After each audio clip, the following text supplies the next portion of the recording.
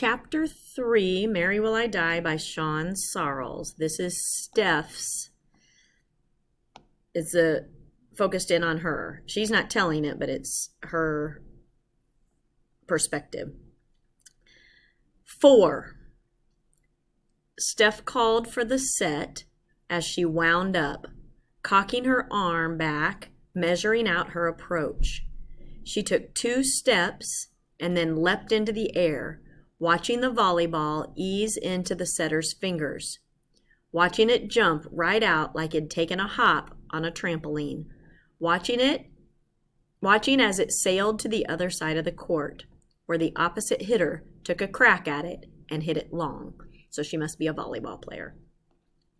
She landed back on the ground, her shoes squeaking against the gym floor, and tried not to look disappointed.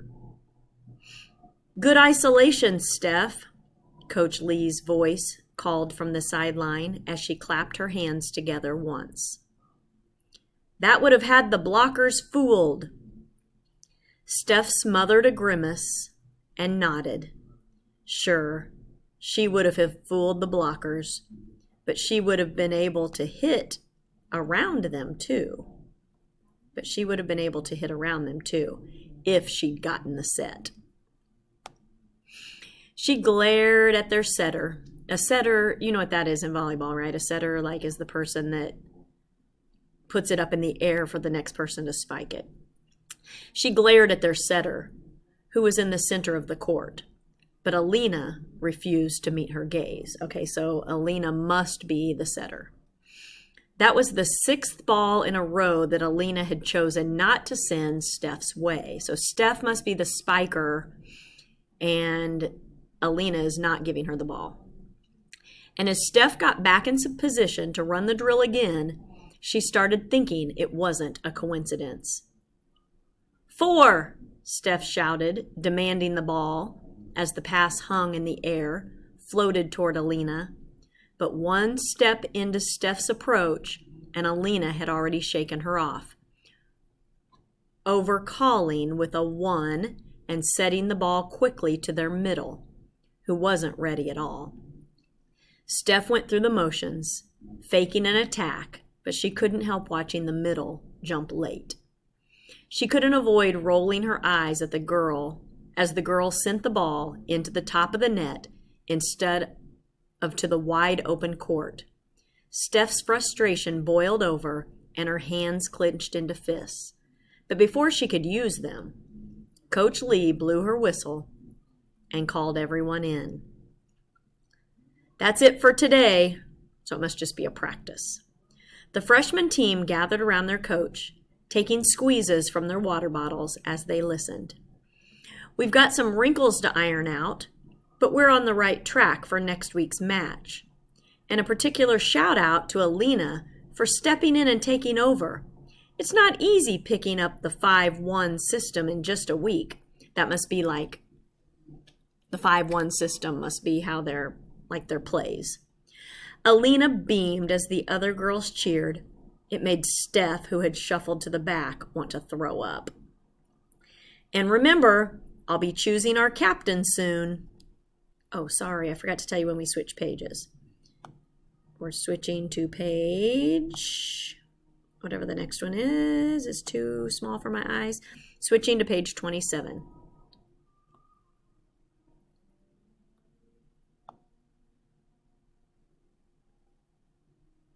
Sorry. Okay. We'll need someone who can pull the whole team together and really lead out there.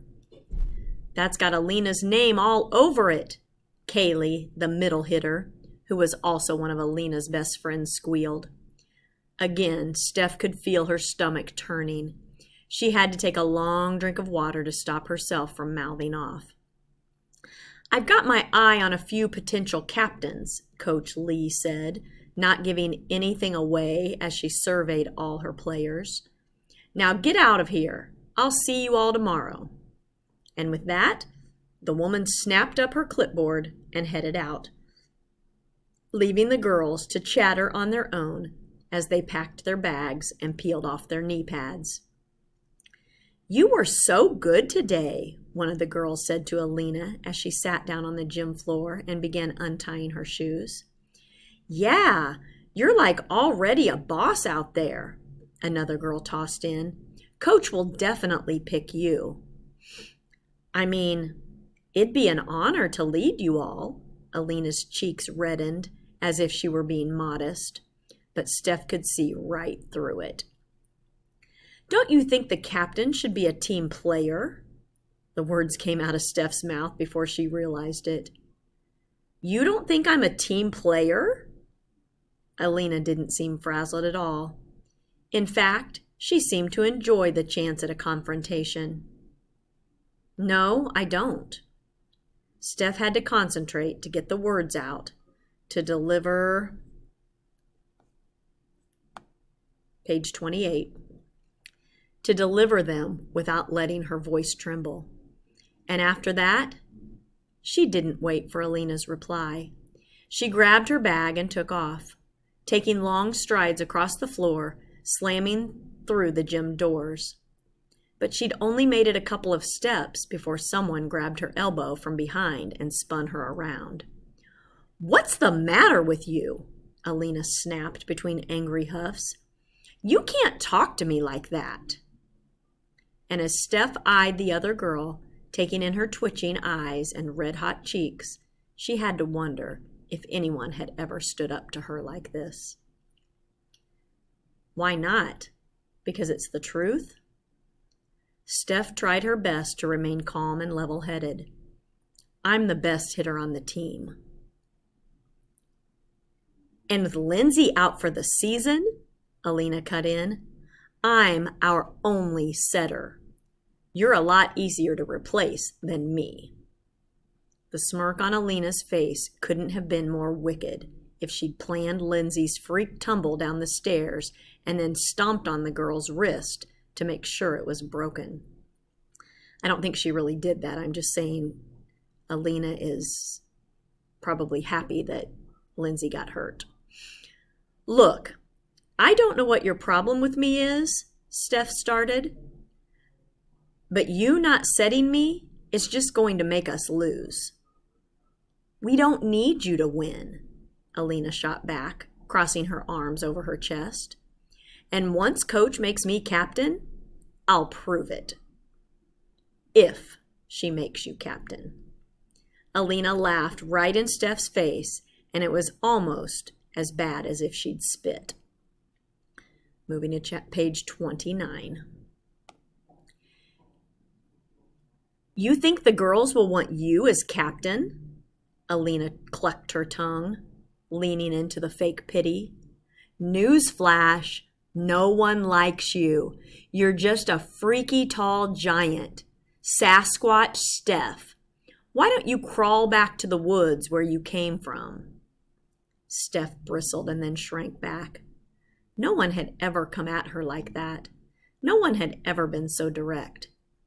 Not that she hadn't known people called her names behind her back. She was tall. An anomaly at 6 feet and only 14 years old. An anomaly is like out of the ordinary. An anomaly at 6 feet and only 14 years old. Her limbs were long and gangly and didn't look like they fit her body at all. And she was clumsy, tripping over her own big feet everywhere, except on the volleyball court. There, magically, she felt comfortable, graceful even. She felt like she belonged, and she wasn't about to give that up, not without a fight. I'm not going anywhere, Steph said, stretching her spine up to her full height. We'll just have to see who Coach Lee picks. As if you have a chance. But Alina didn't seem so sure now, and before Steph could get another word out, the girl spun and stalked back to the gym. Steph's shoulders fell unspooling from their tight knots.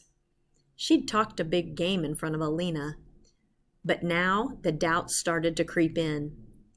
If Coach Lee picked her for captain, could she really lead the team? The girls liked Alina more. Maybe it's Elena. Alina. I'm saying Alina. Moving to page 30.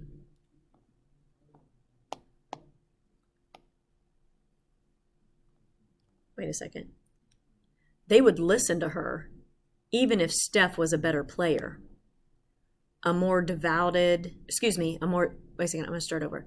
They would listen to her, even if Steph was a better player, a more devoted one, willing to put in the extra hours on the court, to dive after every ball that came her way.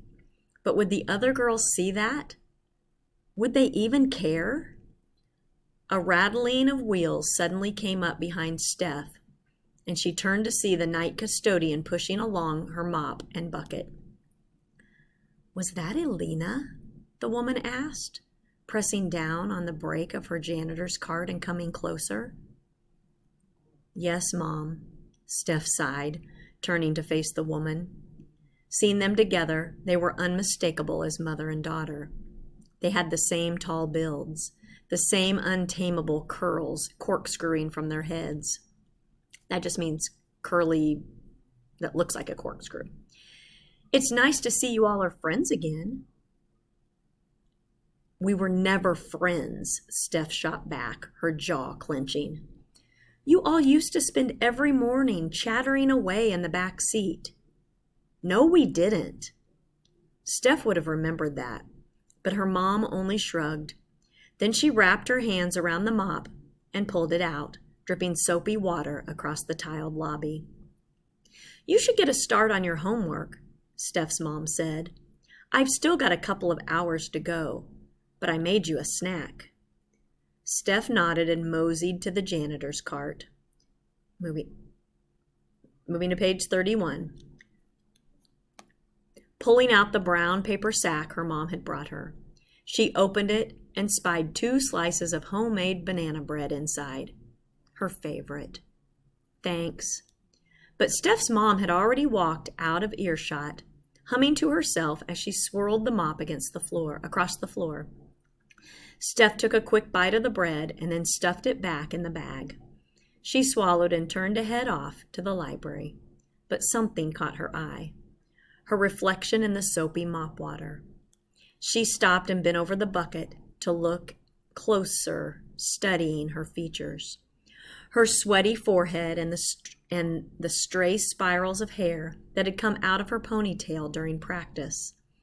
Did that girl really have what it takes to go toe-to-toe with Elena? To beat her out for captain? Steph sighed and shook her head. Maybe if she weren't such a giant. If the other girls liked her like they liked Elena. Then, as Steph stared down at her own face, it began to change, shifting into something softer, something more delicate, a face she'd tried her best to forget. But no matter how many times she blinked or rubbed her eyes, the vision remained. It came into focus until Steph's knees trembled underneath her, her heart leaping into her throat. But she'd buried those feelings. She was already different enough, a giant, Sasquatch Steph. She didn't need, moving to page 31, she didn't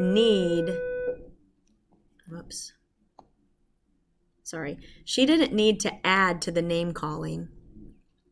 She didn't need to make things harder on her mother or herself. Steph swayed on her feet, but then she snapped herself out of it, and before she could fall under its spell again, she lunged forward and kicked the cart. Water sloshed all over the floor, and the reflection disappeared. Then Steph turned and rushed toward the library, her gym bag clenched tight to her pounding chest. So ask your question, who was the custodian, and what did her mother tell her about how she used to be with Elena? And do you think she really remembers being with her in the backseat of the car when she was little? And tell about the conflict between Steph and Elena on the volleyball court. Good job, Stephen.